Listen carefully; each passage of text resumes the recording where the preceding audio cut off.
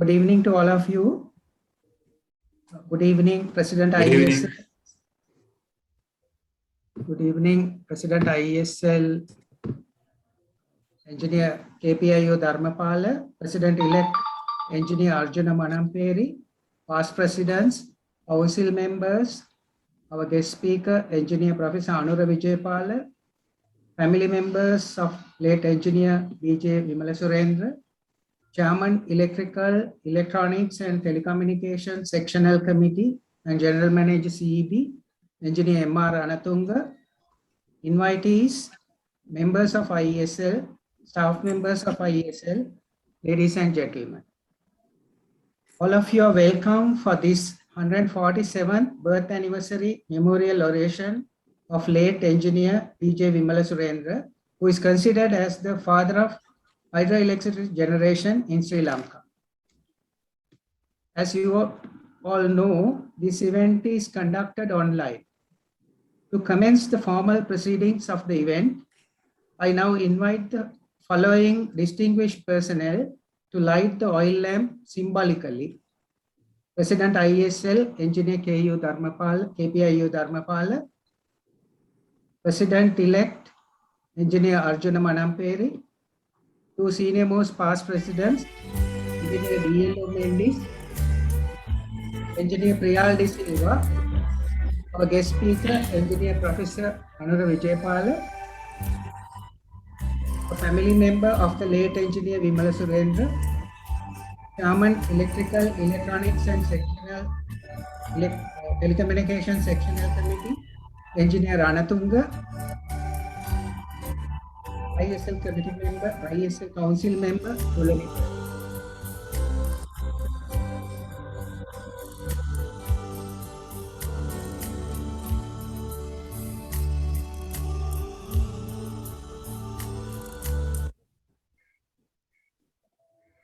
Thank you.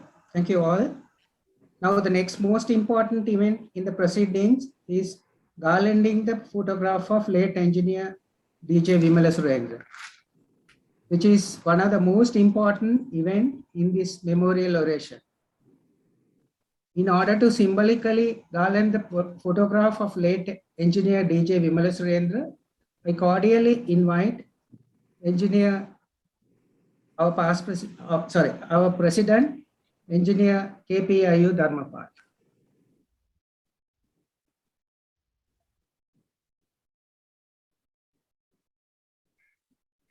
Thank you very much, Mr. President. In order to welcome the participants for the event, now I cordially invite President IESL, Engineer KPIO Dharmapala to address the gathering. Over to you, sir. Thank you, Engineer Cholani. First of all, can you all hear me? Yes, very clear. Thank you. Good evening, ladies and gentlemen. It is my pleasure to welcome all participants here today for the Engineer B.J. Wimalasurendra Memorial Oration, which is organized every year by the Electrical, Electronics and Telecommunication Engineering Sectional Committee of the Institution of Engineers, Sri Lanka. In addition to that, today is a very special day for all engineers in Sri Lanka, because today we are celebrating or commemorating the Engineers Day of Sri Lanka. You know, with the establishment of ECSL, September 17th, the birthday of late Engineer B.J. Wimalasurendra, it was declared as the Engineers Day of Sri Lanka. So I will start with our resource person today, Engineer Professor Anura Vijaypala, former chairman of the Ceylon Electricity Board, NERD and LTL Holdings. Engineer M.R. Anatunga, chairman, Electrical, Electronics and Telecommunication Engineering Sectional Committee. Family members, relatives of the late engineer DJ Wimalasurendra, past presidents, council members, members of the ISL. During the absence of Executive Secretary, today Engineer Chulani Pereira, one of our past chairmen of the same sectional committee, all other invitees, ladies and gentlemen. Devapura Jayasena Wimalasurendra was born in 1874, 17th of September, in Galle, a Sri Lankan engineer and statesman. He played a prominent role in the establishment of hydropower in Sri Lanka and is known as the father of hydropower and was a member of the State Council of Ceylon. He received his early education at Ananda College, Colombo, and joined the Ceylon Technical College in 1893 while working as an apprentice at the government factory. He graduated in Ceylon civil engineering from the Ceylon Technical College and gained associate membership of the Institution of Civil Engineers. Then in 1912, Engineer Wimalasurendra attended Faraday House, England, specializing in electrical engineering, and gained the Faraday House diploma in 7 months, also gaining associate membership of the Institution of Electrical Engineers in Britain. In 1896, he joined the Public Works Department as a field overseer and was promoted to an inspector within 4 years. Having become a junior assistant engineer by 1900, he worked on building the concentration camp in Diatalava for prisoners. Having had his initial proposals on hydropower, which was ignored by the Engineering Association of Sri Lanka, while he was working at Diatalava, a Dutch engineer became one of his close friends who had seen the Muskelia Oya and Kehelgamua Oya water running waste to feed the Kalaniganga, serving no useful purpose, and threw up the idea to Engineer Wimalasurendra to harness the water potential to generate hydropower in Sri Lanka. In 1913, Engineer Wimalasurendra gave his thoughts in the construction of a small hydropower station at Blackpool between Nanuaya and Nuwara to supply electricity to the town of Nuwara. In 1918, he submitted a paper to the Engineering Association of Ceylon titled Economic of Hydropower Utilization in Ceylon. In it, he proposed the possibility of generation of hydropower from Muskelia Oya and Kehelgamua Oya. He estimated the water potential combined with Muskelia Oya and Kehelgamua Oya could be diverted to produce electricity to light 100,000 lamps, that is roughly about 114.5 megawatts. He also introduced the concept of developing a national grid. Finally, in 1923, colonial government decided to go ahead with the production of hydropower and the PWD was entrusted with the work. Yet, Engineer Wimalasurendra was kept away from any participation in this project. In 1926, he was appointed as the chief engineer of the PWD. His first action was to separate the electrical section of the PWD. The Colombo Electric scheme established in 1918 was taken over by the government to supply power to the Colombo city and the tramways. In 1927, he became the deputy director of the newly formed Department of Government Electrical Undertakings. In 1929, the first thermal power station was opened in Peta, known as the Stanley Powerhouse. He retired from service in 1929 at the age of 55 years. Entering politics after retirement, he was elected to the Ratnapura seat in the State Council in 1931 and remained a member of the council for 4.5 years.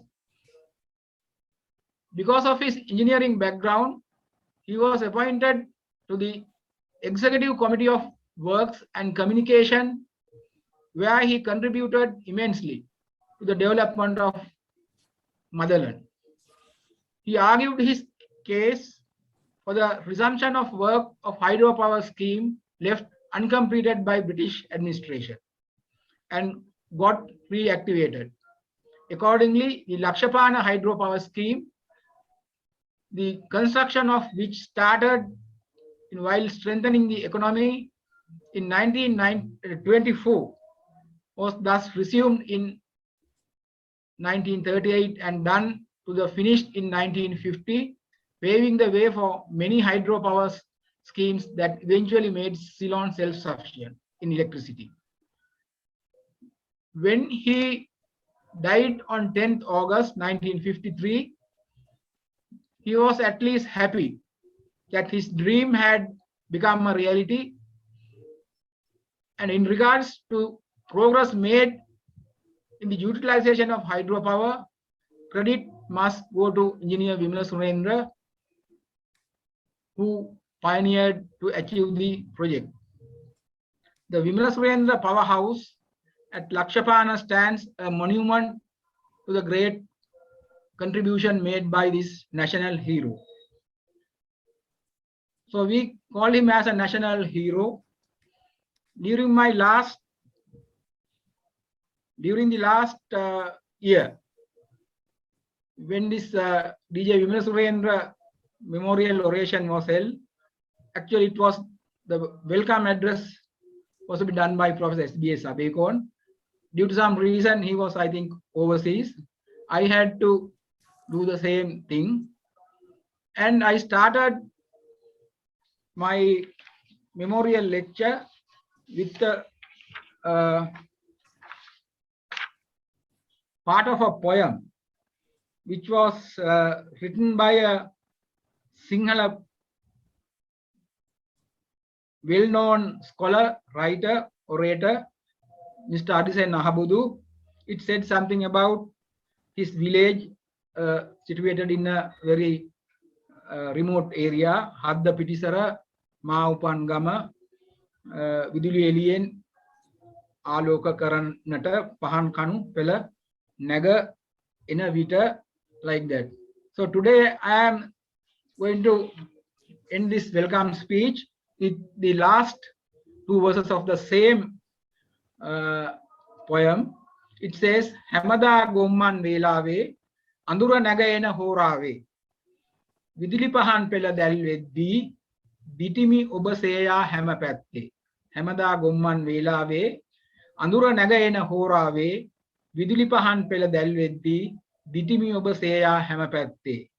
Apata A Lokaya, Dena Obaya A Lokaya, Natak Uba Rukaya, Natakak Ube Dakiti Rukaya.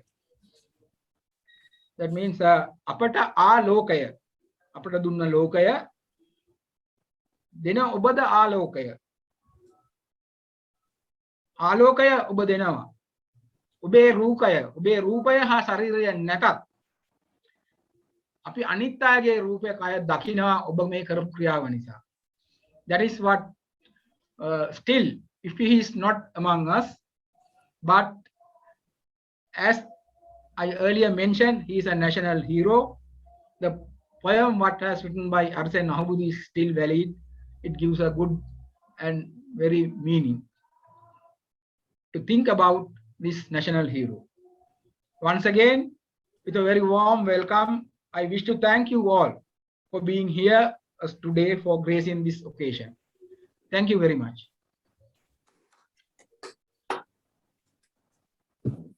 Thank you, Mr. President, for giving us a good history of late engineer DJ Wimalasurendra. Now, to start the next event, it is my duty to introduce the speaker today, Engineer Professor Anura Vijaypal.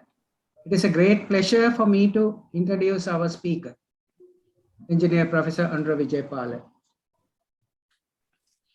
Professor Anura Vijaypal is an electrical engineer graduated from the University of Moratuwa in 1991. He served in the private sector electrical engineering industry for over 15 years before joining as a senior lecturer at the Department of Electrical Engineering, University of Moratuwa in the year 2006. He obtained his Master of Engineering degree in the year 2001. He has been a chartered electrical engineer since 1996. He is a fellow of the Institution of Engineers Sri Lanka and an international professional engineer. He has served as chairman of Ceylon Electricity Board, Nerd Center, and LTL Holding, among other major posts. On sabbatical leave from the university, he served as CEO of the Windforce Private Limited from February 2018 to February 2020. Currently, he is serving as a professor in the Department of Electrical Engineering, University of Moratuwa. He is a board member of Smart Energy Council of Sri Lanka, which was set up to create a level playing platform for all professionals to voice unbiased opinion on supplying clean, reliable, and affordable energy to Sri Lankans. With that brief introduction, I now cordially invite Engineer Professor Anura Vijaypal to deliver the memorial oration. Good evening, everyone. Okay.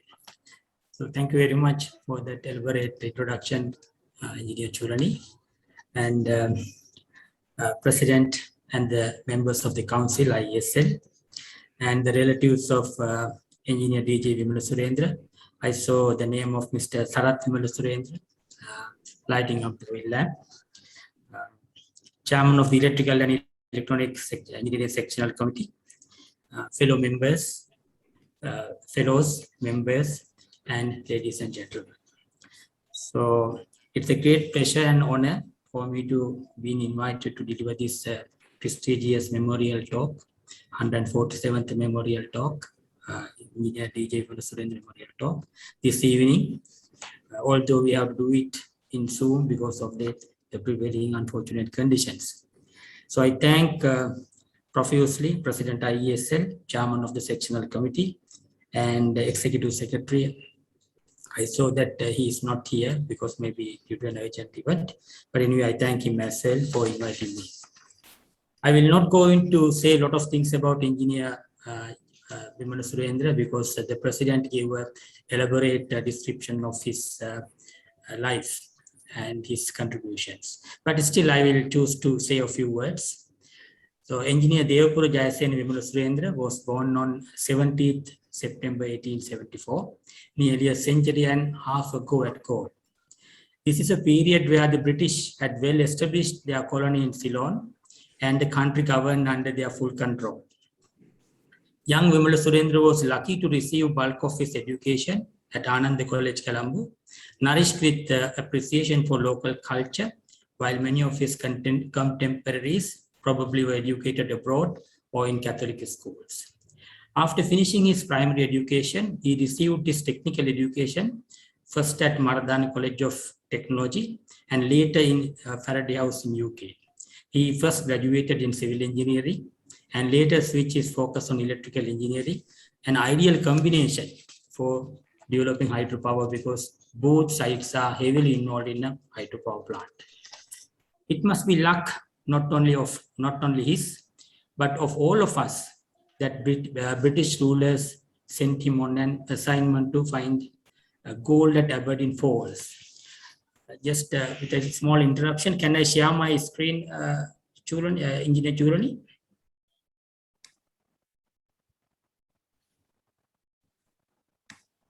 Yes, you can. Yeah, I can, yes.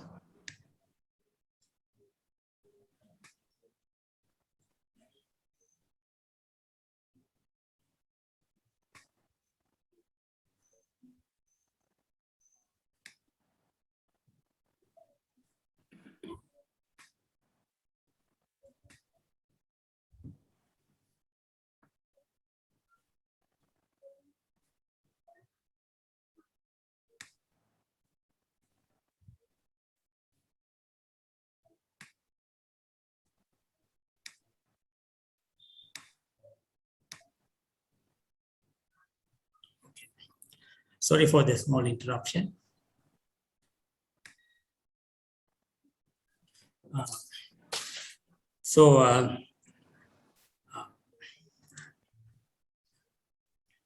It must be our luck that he was sent by British rulers on an assignment to find gold at Aberdeen Falls, where he saw the golden opportunity of developing hydroelectricity using these enormous water flows from upper hills to the Kalani Valley.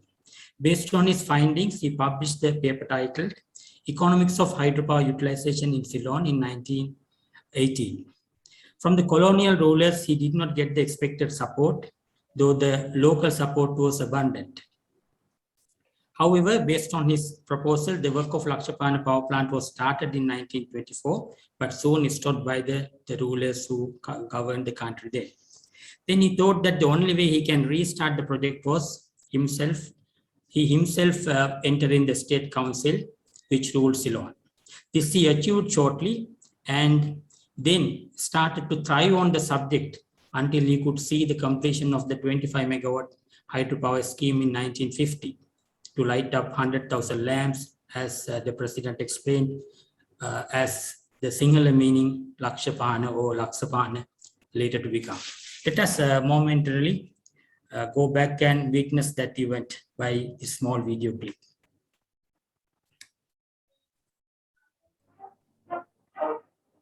Stage 1 of the Lakshapana scheme reached completion when Sir John Kutalavala, Minister of Transport and Works, switched on to Lakshapana at the control room in Stanley Power House. In the words of the minister, that day marked the end of one era and the beginning of another. Under stage 1 of the scheme, which has just reached completion, 8,333 kilowatt turbine generators would provide 25,000 kilowatts of power. This power would be distributed to consumers in Colombo and others as far north as Negombo, southwards as far as Kalathara, and as far east as Gampaha.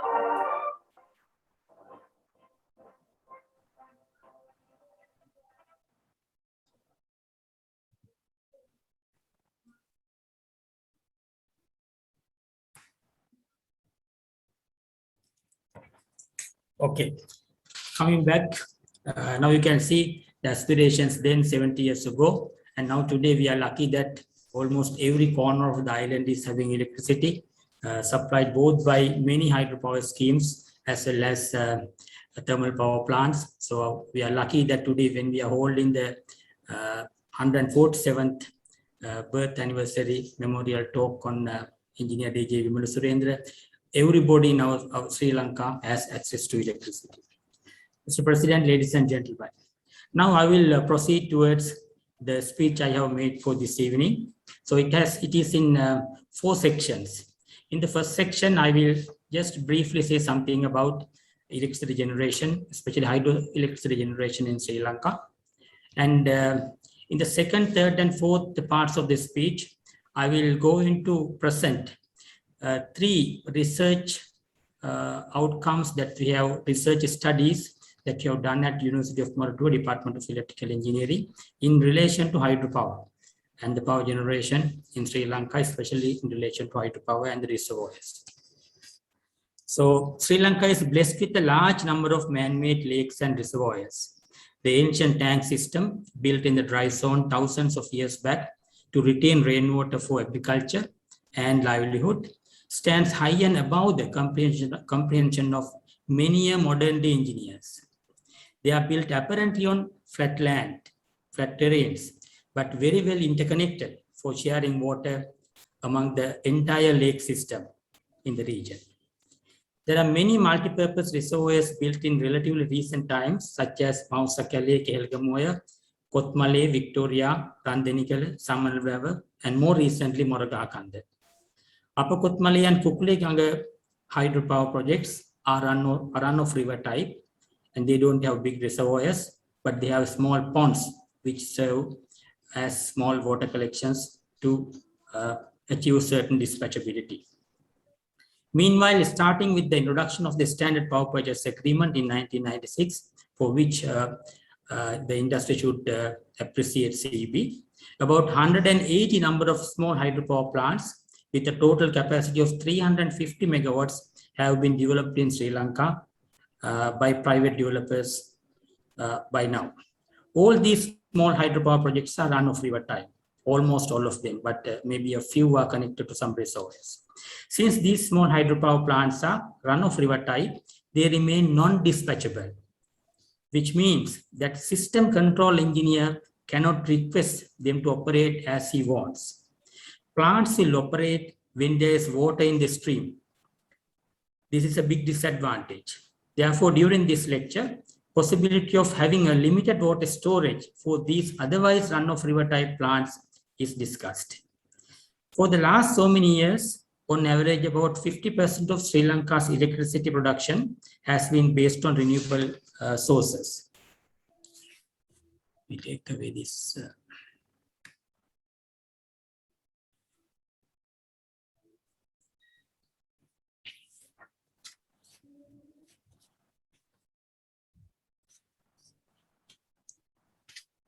So at the same time, Sri Lanka has maintained very low annual per capita carbon emissions compared to many other countries, which stand at present at 1 ton per person per year. This has been predominantly supported by large hydro as well as small hydropower plants. In this figure, you can see a variation of and the contributions from renewable sector, and the dark blue columns are that what came from the hydropower, large hydropower, which is the predominant. And then the light green ones are the other renewable energy, which includes small hydropower, solar and wind, and biomass a little. And we can see that about, on average, about 50%, 40 to 50% electricity in this country has been produced by renewable energy. And we can be proud of that. So this figure shows the total annual electricity generation that have come from large hydropower plants and what we call the new renewable energy plants. So all these small plants are called new renewable energy technologies. From this figure, large variations in the annual hydropower generation can be seen. This is undoubtedly due to the changes in the rainfall. The average annual rainfall in wet zone and the intermediate zone in Sri Lanka, where most of our hydropower reservoirs are located, is about 2000 millimeters. And it varies from 1500 millimeters in very dry years up to 5000 millimeters in very wet years. And from the graph, from the figure, we can see 2012 has been a dry year with less rainfall, with low hydropower generation, but the very next year, 2013, has been a wet year, with large hydro contributing nearly 50% of the country's electricity generation, with a total renewable contribution of little over 60%. In dry years, the impact comes in two ways. Water inflows to the reservoir get reduced due to lack of rainfall, obviously. The evaporation from reservoir surfaces increase due to higher amount of solar insolation falling on the reservoir together with higher ambient temperatures. And this is a subject also that I'm going to speak during the presentation. So it started with the untiring efforts of engineer DJ Wimalasurendra in 1950. Waters of Kehelgamoya and Muskelioya were deployed for power generation by the establishment of a cascade system of power plant, as shown in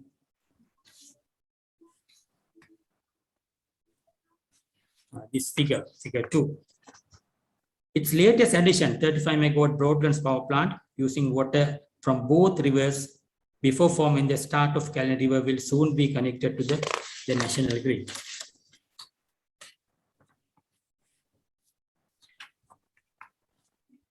With that, we will complete the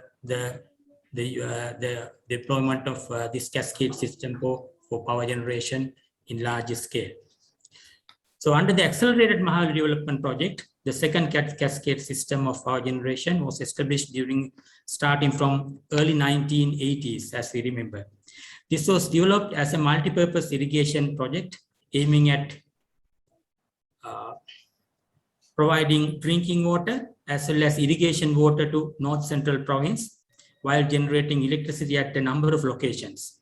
And figure 3, what is on the screen, shows the Mahali Hydropower scheme. And there we can see the new additions which are under construction, the Morogolla 31 megawatt and Umaoya 120 megawatt will be connected. These are maybe the last few large hydros which are being developed in this country.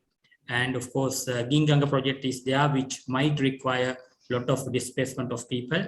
And also it's the unit cost of electricity will be high. Therefore, whether it will be realized is a question to be decided in the future.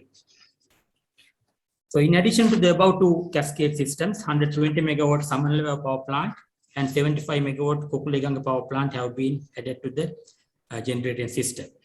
All these power plants have become valuable national assets in the economic development process, providing the much needed local generated energy at very cheap prices. Most of these power plants are over 30 years old and they were either grants, some of them were grants like the Victoria power plant from the developed countries, or funded from loans obtained at very concessional rates and terms. They were probably less than 1% interest rates, as I know, and also with long grace periods like 10-15 years grace periods to start the repayment. So they have been very soft on us and easily repaid, and which reflects the unfortunate situation that we are in today by taking high interest loans with very hard terms, which have to be repaid quickly after obtaining the loan with very small grace periods. So our country is in a really bad shape today with all these loan burdens. This table shows the big contributions that came from hydropower plants, large hydropower plants during the year 2019 as an example. So every year, large contribution of electricity generation. So this year, the contribution at the second column at the bottom, we can see 3,783 gigawatt hours. So that is a big amount of electricity, which otherwise, if we generated from fossil fuels, would have cost us a fortune and would have added more problems to our economic issues that we are facing today. Next, I will move on to the other three topics that I have chosen to speak today. First one is a solution for water leak in the Samanleva Reservoir. So these three are the studies that we did together with the CB engineers to look for problems that are in our electricity sector. So Samanleva hydroelectric power project is built on the Valave River in southern region of Sri Lanka. Stage 1 of the project was completed with 120 megawatt power plant, and the original design of this power plant scheme has had another 120 megawatt power plant as stage 2 development. Samanleva Reservoir has a live storage of 227 million cubic meters, which is equivalent to 173 gigawatt hours using the same water in the same power plant. Or otherwise, we can say to generate 1 kilowatt hour from Samanleva hydropower system, they need to use 1.29 cubic meters of water to go through the power plant. and this power plant's design head is 320 meters. Now this value is important for the coming discussion. So it has a design head of 320 meters. The annual expected generation originally was 403 gigawatt hours. So since the impounding of the reservoir, there has been a water leak from the right bank of the and the initial leak rate was about 2 cubic meters per second. Consequently, the stage 2 could not be implemented, and the annual average energy generation from stage 1 has been reduced from 403 gigawatt hours in the original plan to mere 280 gigawatt hours, a loss of 123 gigawatt hours. The current leak rate is, as we can see from this figure, varying between 2 cubic meters per second to 2.8 cubic meters per second, the change of the reservoir level. From the beginning of the leak in 1992, many efforts have been made by foreign and local experts to close the leak. Initially, a 1.3 kilometer long, 100 meter deep grout curtain was made by injecting 13,000 tons of cement and 53,000 meters of drilling with apparently no result. Later, wet blanketing with clay was carried out in the selected reservoir areas, dumping 500,000 cubic meters of clay, again with little impact on leak rate. But we can see in this the red line color, which is the main leak, that you can see after the initial rate, it has dropped. I think probably due to the wet blanketing and other efforts. But you can see, but in year 2007 or so, it has again increased, and we noticed that maybe the engineers tried to fill the water level or the reservoir to a higher capacity, and then it has shot up a bigger leak. And since then, 2007 or so, the water leak rate has been at a higher level, averaging maybe around 2.5, 2.6 cubic meters per second. So I have data only up to 2014. It is interesting to see the new data as well. So together with an engineer working at Samanlaya hydropower plant, brainstorming research was started at Department of Electrical Engineering of University of Moratuwa in 2015 to see the possibility of finding an alternative solution. This is because all efforts, spending a lot of money, has been tried and have failed. Therefore, we didn't think of trying to or advise to try and spend more money to close it, but we thought that without closing the leak, how to find a way to maximize the benefits of the reservoir. After considering many options, a leak pump back system was proposed, and this figure shows the existing arrangement, the existing power plant, how it is now. You can see that the top water level in the reservoir can go up to, I think, presently about 455 meters without making a problem for the leak rate. That is what I understood from the engineers there. And then you can see, most importantly, look here, the leak point. The leak point is at 387 meters above mean sea level, which means if the top level is the surface water level of the reservoir is 440, there is about 53 meter head difference to the leak from the reservoir water level. Whereas Samanlaya main power plant, which is represented here, has a water head of 320 meters. So it is 320 meters below the reservoir level. So we can see the vast difference in the two heads. The leak head is very small and the power plant end is very large. So therefore, that we thought that to investigate into possibility of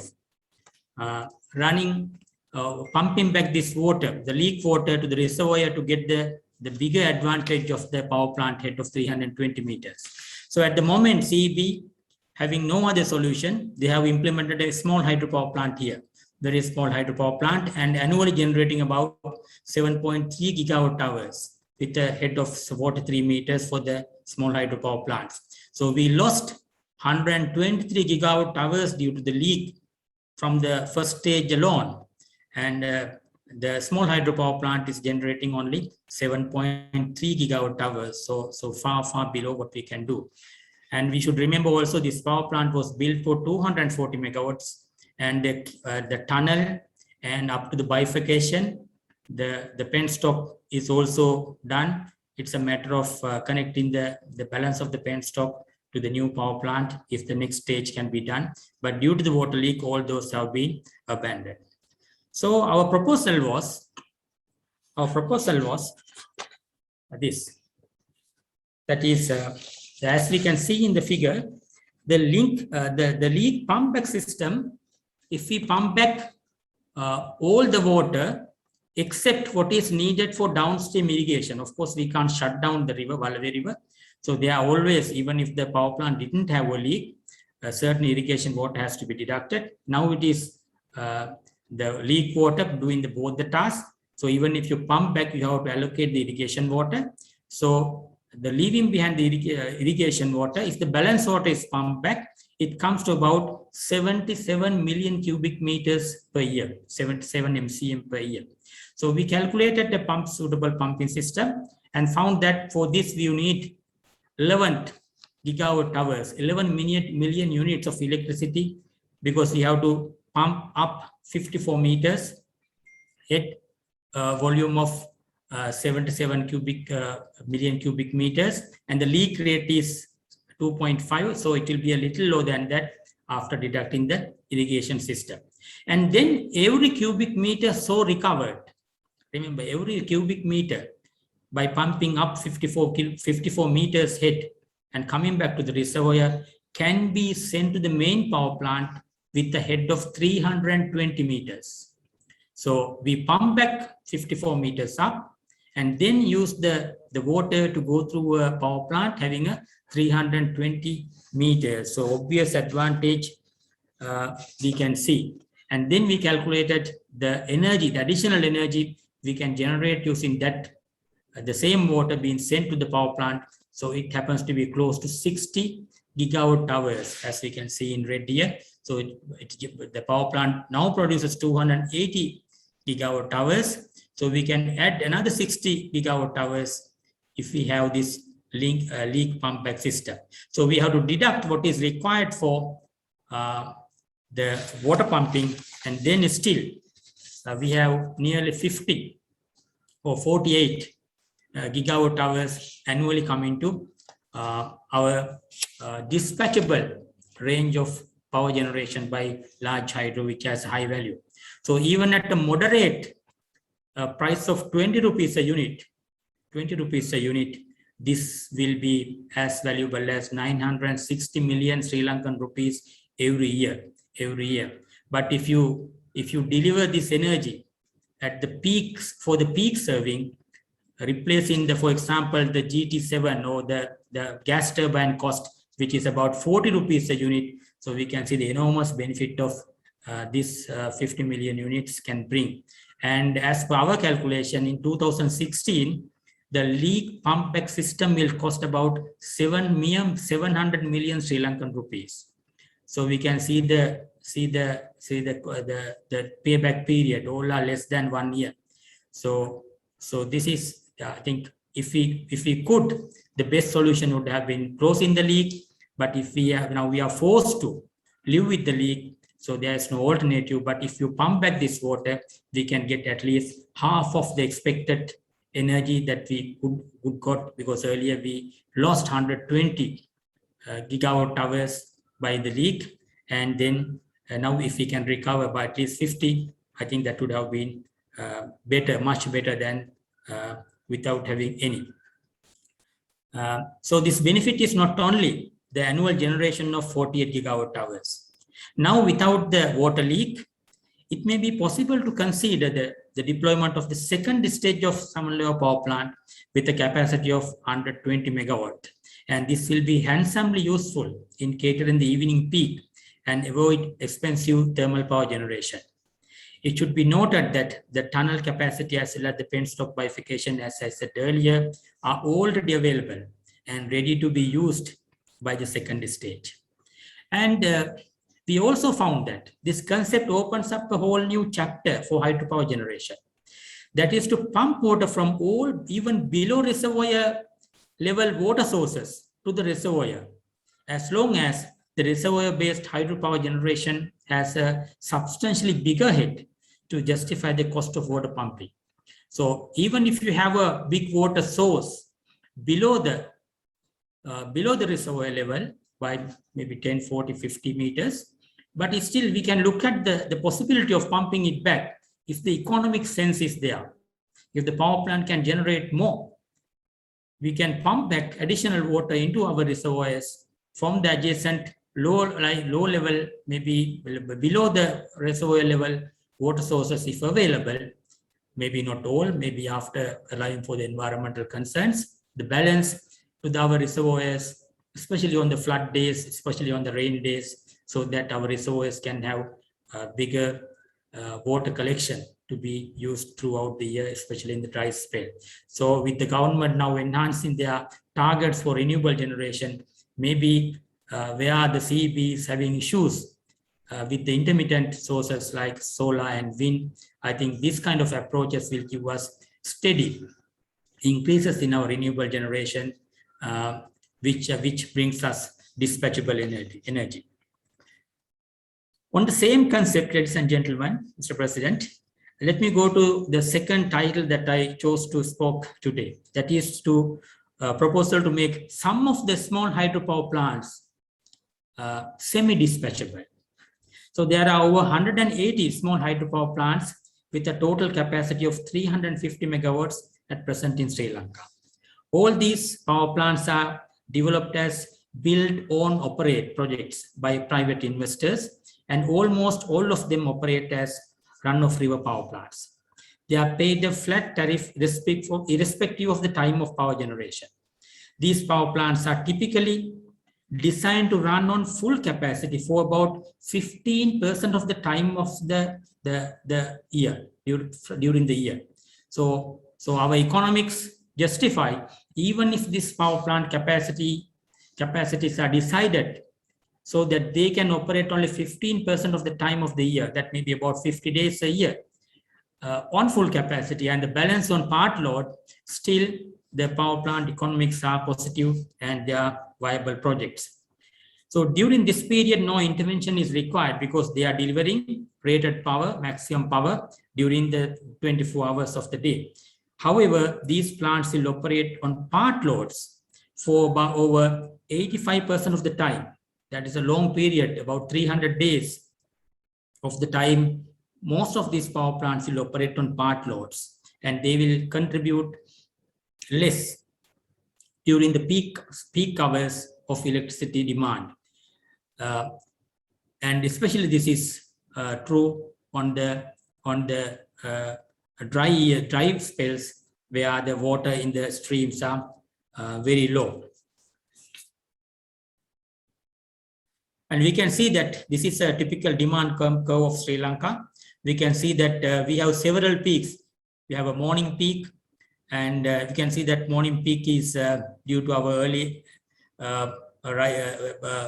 rising up and starting the day. And then we have a day peak and a big evening peak.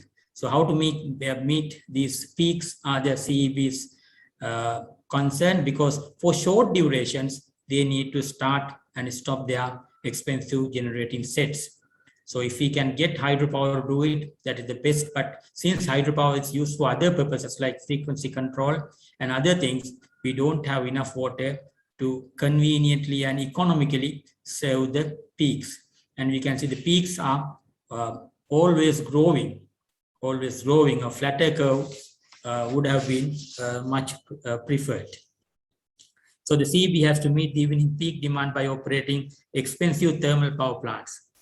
Their own run-of-river type 2 large hydropower plants, 150 megawatt Upper Kothmale and 75 megawatt Kukuleganga plants, operate on semi-dispatchable mode by collecting water in the dry days, dry season, into their small ponds to operate during the evening peak from 18:30 to 20 to 30 hours or part thereof as depending upon the water available, but doing a big service because they have a water storage. So in a second study carried out at our department at University of Moratuwa, possibility of making some of these small hydropower plants semi-dispatchable was investigated. For these two existing projects, as detailed in table 2 in this slide, were studied by our students. So these are this Bulatat small hydropower plant and Batatota small hydropower plant. The first one is in Haputale, 3.5 megawatt, and the second one is in Kuruvita, 2.5 megawatt. Both belongs to Windforce Private Limited, and we thank them for allowing us to and providing all the support to these studies by taking our students and providing all the technical support. So two mechanisms have been proposed. One, to modify the water diversion weir and make a pond to increase the water accumulation. And the second proposal was to construct a weir and make a pond or several ponds at any suitable location upstream. So if you can't do it immediately at the weir point due to environmental concerns or any other thing, we can even make a pond upstream at a suitable location without making much environmental impacts. Maybe even we can make a small pool for the people to use, bathing and other purposes. And at the same thing, we can use at night. We can empty it to feed the power plant during the peak hours. So it will be, but anyway, it will be relatively easy for the owner to modify his own diversion weir. However, depending on location, upstream conditions, etc., the impact of the raising of the backwater curve could be considered. When this is not possible, option B can be considered. Sometimes both options can be combined together to increase the water collection and serving the peak. And this can be done in different ways. So it was proposed that we can do it to serve, maybe if we want during morning peak as in the figure 9, and the day peak or in the evening peak if necessary, after collecting water for certain period during the dry spell, or else we can collect water and run long hours during the evening peak, which is the more beneficial, has to be decided by the utility depending upon their requirement. It is further proposed that the savings made by CEB out of this operation be shared with the developers. This is essentially needed as there will be additional costs on modification of the weir and for the environmental studies, as well as added work on water management. To avoid complications in dispatch management, it may be easier to request small hydropower projects to serve the evening peak and offer them a time of day tariff for the delivered energy. So we can have now we pay a flat tariff for whatever the energy generated. But if we can pay a time of day tariff and encourage them, they will deliver more during the peak hours and earn more on their part, and will be beneficial to CEB as well. So as per our calculations, if 80 megawatts of the existing 350 megawatts, we don't assume that all the 350 megawatts of the power plants can be converted to semi-dispatchable mode, because they have their own water issues, and some of them are low-head projects having large water accumulation. So to increase further, it will be difficult and so on. But if we assume about 25% of this 350 megawatt can be converted to semi-dispatchable operation, we have estimated annual benefits to utility and the developers can be about 1 billion rupees, which could be shared between the two parties. So I think now when we are going after this new renewable targets, even these things will have to be considered to fine tune the optimum usage of our own electricity, because the fuel imports going to be a nightmare in the coming years and coming periods, because not only due to our economic disabilities, but what we see, what the predictions in the market are, oil prices are going to be very high in the coming 10-15 years due to multiple reasons. For example, the global warming issues, environmental concerns, and also the political instability in oil producing countries, and many more hurdles to come.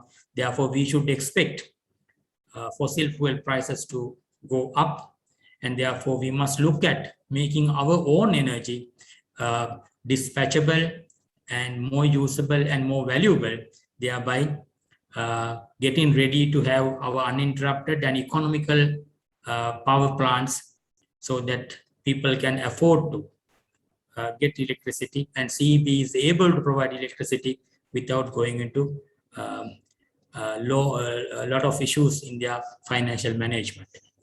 Now I come, ladies and gentlemen, Mr. President, to the last part of my presentation, that is our studies on water evaporation from reservoirs. So this is a currently ongoing study. So in a reservoir, we can see that for any reservoir, for a given year, the water balance will say, the water remaining at the end of the year will be what the water available at the beginning of the year, plus inflows, minus outflows, minus evaporation. So that is a concern. Whether it is significant or not, we have to consider. So evaporation is affected by solar insolation, humidity, wind, as well as the ambient temperature of the surroundings. In addition, any dissolved solids will also reduce water evaporation. Sri Lanka, being a tropical country, not far from the equator, receives plenty of sunshine. This raises energy in the surface water, facilitating evaporation. Moreover, the differential heating up of landmass causes local winds, again promoting water evaporation. It's a common experience that on the banks of these reservoirs and lakes, wind is abundant. Most of the reservoirs used for power generation are bare surfaced, contrary to some of the tanks in the dry zone, which are covered with lotus leaves. Incidentally, evapotranspiration from lotus leaves are considered to be less than the direct evaporation caused by open water surfaces. But this doesn't apply to all the aquatic plants. For example, floating plants like hyacinth or say salvinia, right? They have higher evapotranspiration. So when they are on the surface, they will send out more water with evapotranspiration. But lotus leaves, on the contrary, will reduce the evaporation because they completely cover the surface, and what is going out is only through the photosynthesis, what is the water generated through photosynthesis process. Evaporation from reservoirs will further depend on the surface area exposed to the environment. So in this table, I'm showing you evaporation fan data at Ratnapura. And this data was obtained for one of the small hydro projects we developed at Belihulloe. And therefore, that was a long time back when I was in the industry. That's why the data is pretty old. So it is interesting to see the new data. And from this, we can see the monthly evaporation for a number of years. And at the last column, we can see the total yearly evaporation, which is pretty big. You can see in 1987, it has been 1,419 millimeters, so 1.4 meters. And every year it is nearing 1.2, 1.1, and so on. And average in the bottom row, you can see at the last cell, the average for this about 10 years is about 1.2 meters, 1,238 millimeters. So this is 1.2 millimeter slice, thick slice, annually evaporating from the reservoir surface, right? So if I take as an example the same reservoir, Samanalva reservoir, with an average surface area of say about 8 hectares, it may be a little lower during the dry season. The annual loss of water is about 10, as per our calculations, about 10 million cubic meters, which will translate to about 8 gigawatt hours of energy generation, 8 million units, which at about 20 rupees per kilowatt hour will translate to about 160 million rupees annually going down without any waste, without any use. So incidentally, 8 gigawatt hours is the power output of a 5 megawatt solar PV plant operating at a plant factor of 20%. So we can see that a conscious effort is required to reduce water evaporation from all lakes and reservoirs in the coming years. Because now, if we are to have problems in our fuel import, fossil fuel imports, so we must look at maximizing all the possible ways our power generation from our reservoirs. So although the Lotus plants has an overall reduction of water loss through evapotranspiration, it is not practical to grow them in deep reservoirs as they need to have their roots in soil. And these floating plants, we have not found similar properties. Therefore, the modern day solution to reduce water evaporation for large and deep reservoirs may be floating solar installations. It will have multiple benefits, such as no land cost, cooling effect of reservoir surface will maintain the PV panels more efficient, as well as reduction of water evaporation as solar energy is absorbed by the panels rather than impart into the water molecules on the surface, and also reducing the impact of wind on the evaporation by partly covering and shading. Concerns over water evaporation will be more felt in the coming years in view of the impending warmer weather conditions, such as extreme droughts and heat waves due to global warming and climate change. Mr. President, ladies and gentlemen, with that, I conclude my presentation this evening. I also make this opportunity to thank all the members, the President and the Chairman, and all the members of the sectional committee and the staff of IESL who worked hard to make this speech possible. I thank all of you for attending to this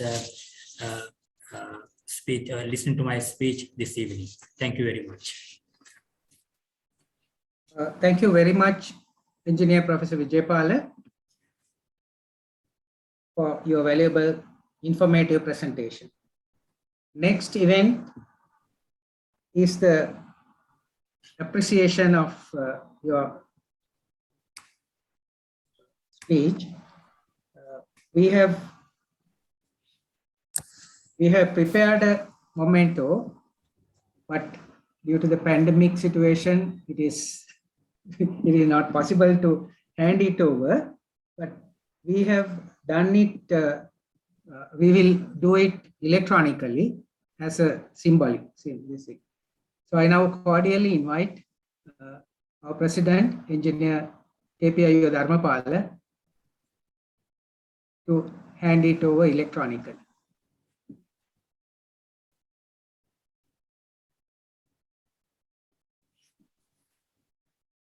Okay. Thank you very much. Thank you very much, President and all. Thank you, President and Professor Vijaypala. Now, to wind up the session, I cordially invite Engineer M.R. Anatunga, Chairman, Electrical, Electronics and Telecommunications Sectional Committee. He is currently holding the post of General Manager CEB also. Over to you, Engineer Anatunga.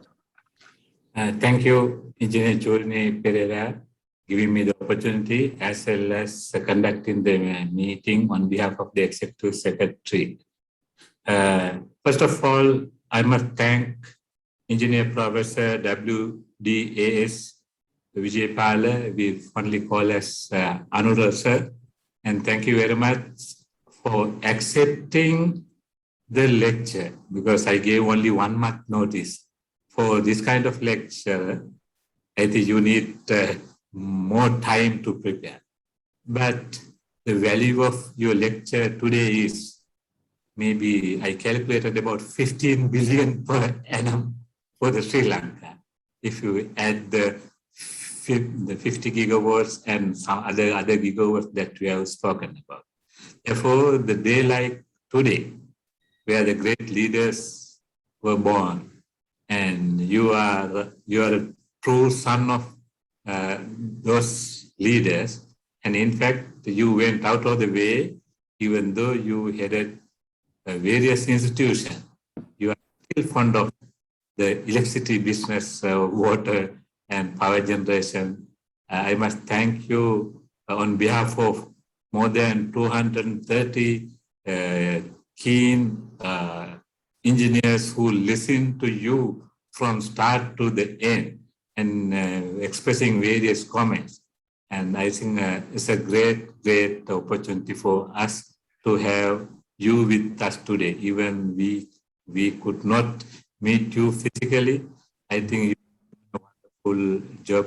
Thank you on behalf of the IESL as well as on behalf of all the participants and on behalf of the Electronic and Telecommunication Sectional Committee. Thank you once again, sir, for your full presentation and your dedication. I also would like to admire the presence of Mr. Sarat Wimalasurendra, descended from the great leader, and maybe some other relatives are there. I can't see. And thank you very much. Even with this pandemic situation, you are with us today for this great occasion. Thank you very much for the family members of the great leader, DJ Wimalasurendra, for being with us today. In fact, I have met them personally for the previous lecture, but I couldn't see you and meet you to welcome you and appreciate the presence of you with us today. Thank you very much, Mr. Sarat Wimalasurendra and the family members of the great leader, DJ Wimalasurendra. In fact, I must thank our leader of the IESL, Engineer KP Ayu Dharampala. I know you are trying hard and you are conducting these activities of the IESL even with this pandemic situation. I think throughout your session, the entire IESL is virtually closed and you are virtually operating. Therefore, even though we did this virtual operation, I think we can see a lot of participants and a lot of activities are going on. Thank you very much once again, Mr. Dharmapala, President IESL, for being with us continuously and giving a wonderful introduction. And I like the poem. In fact, I want to get it. And it is a real eye-opener. The way the great leaders who saw in the artistic way. Therefore, as engineers, we must think of thinking of great leaders in that aspect also. And also, we have the President-elect Engineer Arjuna Manamperi with us. I saw in the screen. Thank you very much, sir, being with us and also supporting and guiding the entire IESL, the institution, and giving valuable ideas and appreciating the work done by all the council members. I see Engineer Dielo Mendes, our invitee, and also Engineer Priya De Silva, and also many more professors, past engineers, past general managers, and in fact, the 230 participants will not be able to fill the auditorium if we had this occasion physically. But I see the new way of using the technology and also being with us physically. I think now we are becoming more and more comfortable with this media, and I think we can share our knowledge, we can share our experience. Therefore, I must once again thank my committee members and also my secretary, Engineer Basru, and also one of my colleagues, Naodana, and all the committee members of the sectional committees, and also the well-wishers who joined with us today to be with us today And thank you very much for all the engineers being with us today. And I wish you a very good day and wish you a very good evening. Thank you once again.